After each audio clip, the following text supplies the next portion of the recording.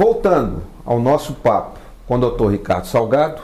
Ô doutor, o senhor, além dessa carreira maravilhosa e vencedora na área da medicina, o senhor é um estudioso da nossa história, de Nova Lima, do Brasil em geral. Fala um pouco sobre isso pra gente aí. Ô Zé Raimundo, na verdade, história de modo geral sempre foi o meu, vamos dizer, a minha distração. Eu adoro história. Desde menino. E sempre estudei, sempre olhei, sempre vi. Agora, eu não conhecia a história de Nova Lima. Conhecia muita coisa da história de Nova Lima pela tradição oral familiar. Porque tinha isso, tinha enrego, tinha banqueta, tinha bicama, eu não sabia o que era isso. Não sabia o que era. Não. E fui sempre, realmente sou um apaixonado por história. Sempre. Junto documento velho, eu tenho mania de guardo tudo. Então, a minha vida foi, desde minha distração, eu não tinha o que fazer, pegava o livro de história. História geral, história do mundo, história daqui, história dacolá. E quando eu vim parar em Nova Lima, eu falei, bem, a primeira coisa que eu tenho que conhecer é a história da mineração Morro Velho, que é onde eu trabalho. Eu tenho que conhecer essa empresa a fundo, para que eu possa fazer um trabalho bem feito. Bem feito. Então comecei a estudar a história da empresa, com detalhes, com isso. Eu ainda tinha familiares vivos, quando surgia uma dúvida eu perguntava. E aí eu comecei a entender a beleza que é a história de Nova Lima. Uma cidade com mais de 300 anos. É. E com uma empresa muito antiga, muito pioneira, né? E muito, vamos dizer, ela tinha um cuidado especial com a história da cidade. Era uma coisa curiosa isso. Cuidou da cidade, vamos dizer assim. A cidade cresceu em função dela, né? Não existia cidade, porque na verdade quando Nova Lima passou a ser chamada cidade, era um vilarejo muito pequeno com 3 ou 4 casas. Que inclusive pertencia a Sabará. Era Sabará. Ela chamava Congonhas de Sabará em função de pertencer a Sabará. Entraram na catação do ouro manual.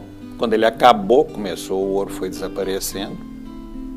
Sabia-se que tinha muito ouro nessa região. Mas o ouro fácil, esse que você pega com a pá, ou chaula, né, como diz o povo aqui de Nova Lima, e eu falo também, tanto tempo que a gente pega os vocabulários da cidade. Esse ouro catado com a chaula já havia desaparecido. Mas isso durou quase 200 anos. Essa retirada do ouro fácil. Fácil. Aí começaram a exploração do ouro em pequenas minas subterrâneas. Antes dos ingleses, não existia o inglês aqui. Existia, sim, ingleses que tinham vindo na exploração de ouro, como meu trisavô, que ele não era da São João del Rei e ele veio em função do ouro para cá. E foi ficando, quando a família era uma grande fazenda, a família do Padre Freitas, ele começou a explorar ouro. O que ele pôde fazer, em termos da condição, do conhecimento, ele fez. Quando foi vendido para São João del Rei. Aí a grande empresa inglesa que veio, nessa época a cidade já tinha um pouco mais de tamanho, mas ainda era nada mais nada menos que uma pequena vila. Um vilarejo. Um vilarejo. E era chamado de Congonhas de Sabará. E aí eles implantaram a empresa onde, na subida da Boa Vista, e ali começou Morro Velho. E começou a história da cidade, que aquilo é o coração de Nova Lima, é ali. Pouca gente sabe. Em função da sede da empresa, a metalurgia, tudo era localizado ali naquela região. Onde hoje é a Praça do Mineiro. Da Praça do Mineiro para cima. Para cima. É na Boa Vista mesmo. Boa Vista. Curiosamente, eu estou fazendo até um trabalho histórico sobre o cemitério e que eu relato isso. Porque é pouco conhecida a história de Nova Lima. O pessoal não valoriza muito. Hoje eu percebo claramente que a nossa população ela está preocupada de recuperar essa história. Isso para mim é fantástico, porque As pessoas perguntam, as pessoas têm interesse, e aí nós temos um grupo de pessoas que eu não participei da fundação, mas eu sou membro do Instituto Histórico do Alto Rio das Velhas. Qual a função desse instituto? Recuperar a história, pesquisar e registrar. Então, desse são um grupo de várias pessoas, de modo geral, pessoas mais velhas, que já têm a disponibilidade e que gostam da história. Então, você escreve um artigo, escreve uma coisa e isso é publicado. É uma coletânea, a gente chama de revista. Na verdade, é um livro, mas são vários artigos de cada um das pessoas interessadas em história. O senhor citou, e é importante, que essa é talvez uma falha da nossa gente, do nosso povo novalimense, do Brasil. Ou do brasileiro até, de ter explorado pouco a nossa história. Nova Lima é uma cidade riquíssima, de uma história riquíssima de 300 anos, que eu acho que, só como exemplo, não foi tão bem explorada quanto Sabará, que tem mais divulgação. Olha, mas eu vou te falar com toda sinceridade, viu? Lá é tão fraco quanto aqui.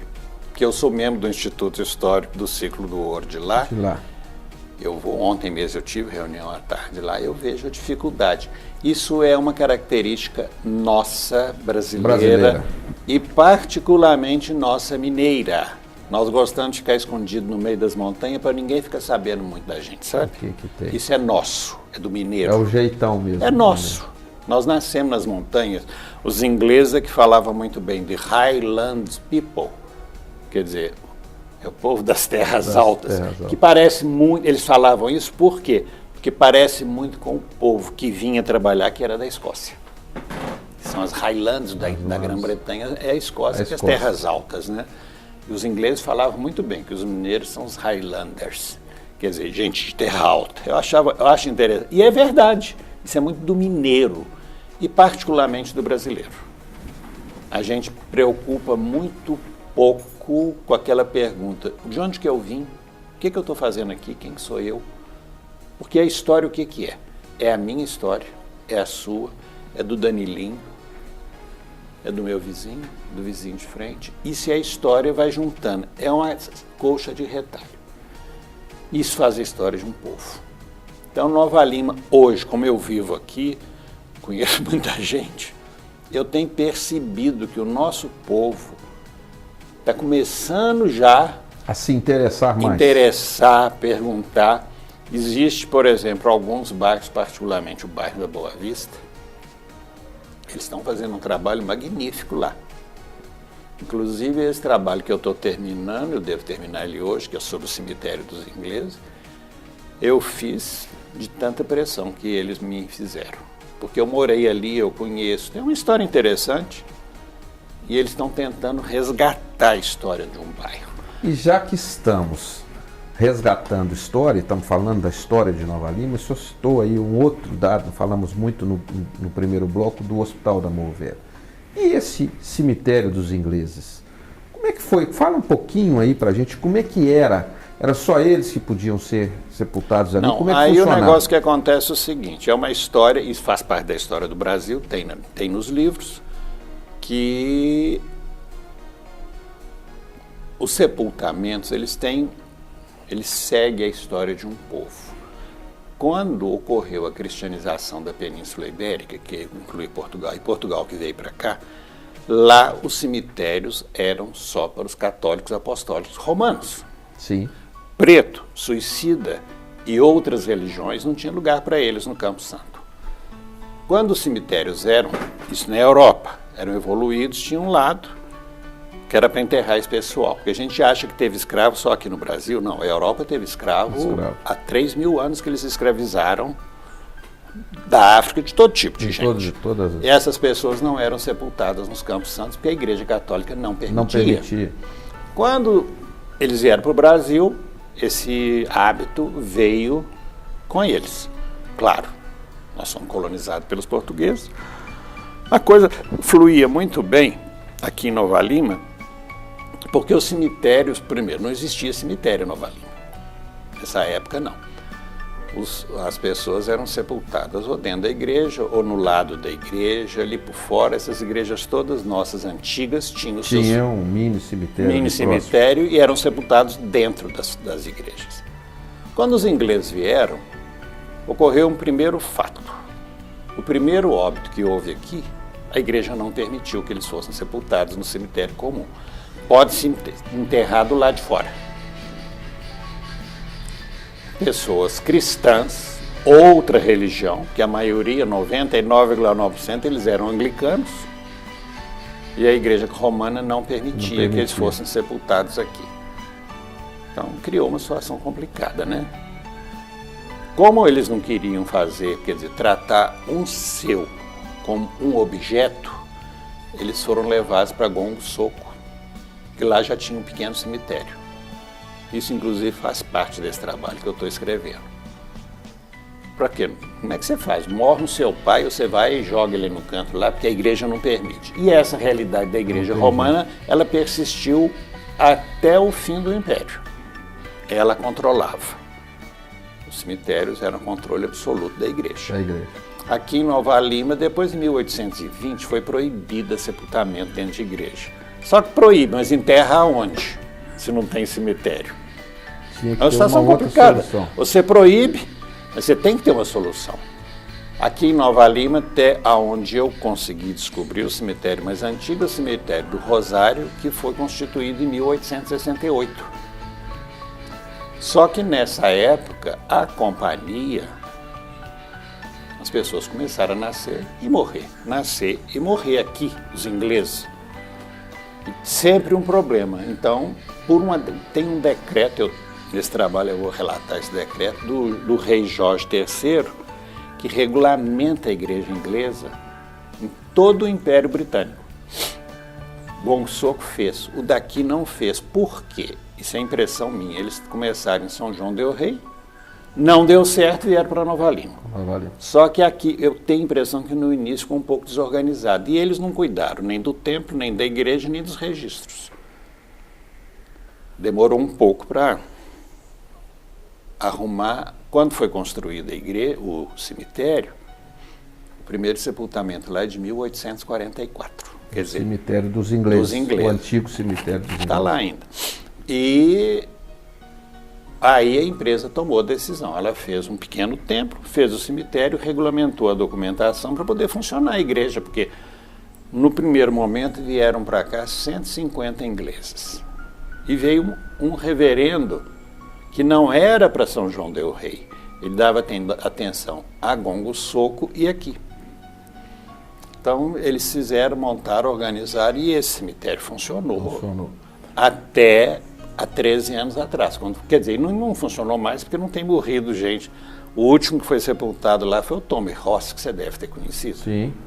Foi o último sepultamento, parece que em 1997. É um cemitério, vamos dizer, as pessoas que poderiam ir para lá foram diminuindo, mas tem gente ainda que poderá ser sepultado. Interessante esse fato, porque muita gente não conhece essa história dessa maneira. Muita gente nem sabe que existe. Eles falam, teve uma pessoa, relativamente há pouquinho, falou comigo que os ingleses eram tão metidos que eles não queriam ficar no mesmo cemitério da cidade. Eu falei, não, a realidade não é essa. Eles não entravam no cemitério da cidade porque não podia. Não podia entrar. A igreja não permitia, e ela só passou essa coisa, se não me engano, foi em 1915, após o término do Império, que o governo republicano, já, graças a Deus, ele tomou o controle do cemitério das igrejas. Tanto é que, só para terminar aqui, foram construídos os cemitérios ingleses pela mesma situação em Belém do Pará, Gongo Soco, Rio de Janeiro, que tem um cemitério muito bonito, Itabira parece que tem um cemitério, Mariana tem um cemitério. Todos os locais que os ingleses vieram por algum motivo, tem o cemitério dele. Eles foram obrigados a construir o seu cemitério, porque a igreja ela controlava, não era um cemitério, eram todos. Essa diferenciação, até os dias de hoje, estamos já em 2017, e com toda a modernidade, com todo o avanço do planeta e da humanidade, em Belo Horizonte nós temos um cemitério judaico, né? Tem. Israelita? Israelita. Onde só são sepultadas pessoas da religião. E por quê? Os judeus. Porque, na verdade, isso dele remonta a uma antiguidade imensa. Porque é uma coisa muito engraçada, porque como Cristo foi crucificado lá, porque quem crucificou Cristo foram os romanos, que eram o chefe daquilo lá.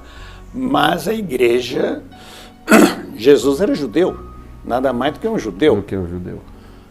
E aí as coisas foram modificando, houve várias perseguições aos judeus, como tem até hoje, e aí eles não tinham como fazer.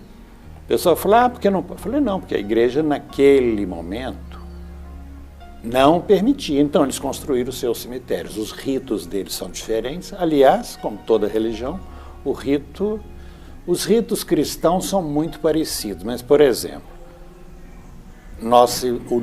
o rito católico romano, você morreu, vai para a funerária, leva lá para a capelinha, se você quiser o padre vai lá e faz uma encomendação, acabou, você vai embora.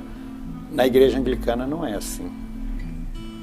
Você morre, tem o rito na igreja e depois tem o rito no túmulo. O reverendo vai ao túmulo. Isso a gente vê muito bem nos filmes. Nos filmes, não é? Americanos. Filmes americanos. Quer dizer, é um rito parecido. Um ritual. Então, os ritos variam. E o rito judaico também é diferente. Hoje já não se discute mais isso, porque essa história deles começou há mais de 2000 anos. Então, ele já está... Tem judeu, né? Eles constroem o seu cemitério, não briga com ninguém, vai lá e faz os seus ritos e sepulta. Aqui em Nova Lima foi a mesma coisa.